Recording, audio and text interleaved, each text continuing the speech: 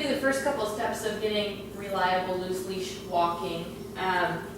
Because I'm inside my home where there's less distractions and it's a familiar area for Pixie, I am going to just use her dinner, her kibble, to train this. But if I were to step outside, first I need to make sure I have a higher value reward. So a soft, pea-sized, smelly treat. And I don't want to move outside with this to a more distracting area until she masters it inside of my home. So every room of the house, and we're having great reliability, then I can step outside and start from the very first step that I started from inside. But here is what you would do. What a good girl. Okay. So I'm going to toss a treat just to get her to have a taunt leash. And every time she is with me with a loose J in the leash, she's getting a reward. I'm going to feed her a treat.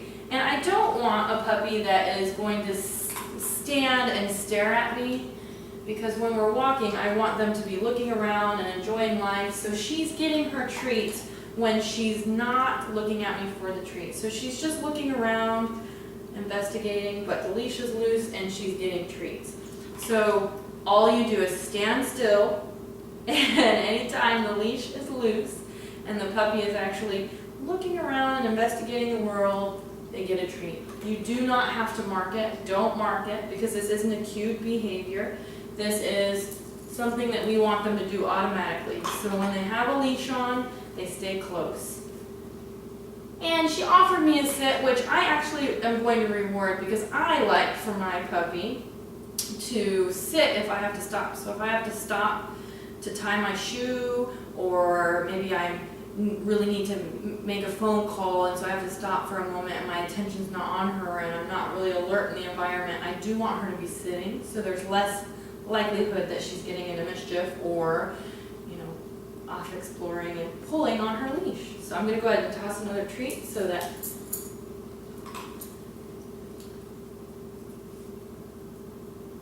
and since she's being so reliable at this, I'm going to move to the second step, and that's moving. So I'm going to start backing up and giving treats for being on loose leash while I'm walking. So this is probably Pixie's 4th or 5th session.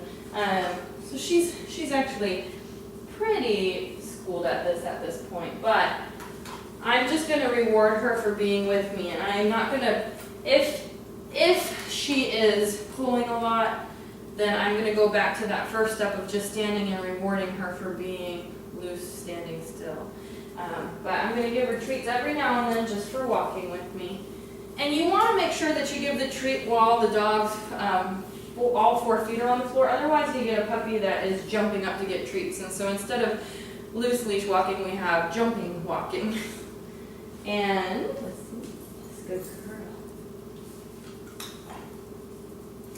And just praise. What a good dog.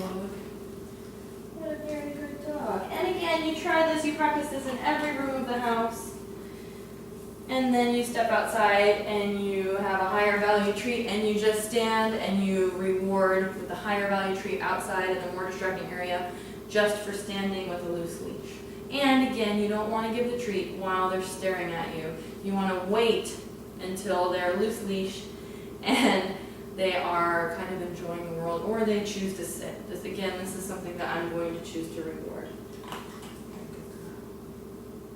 And keep your sessions short and sweet. So she's been really successful at this, so I'm going to go ahead and end it now, and that's all the training for loose leash walking right now. She's been really successful, and so she's going to enjoy this because she's very good at it. So thank you.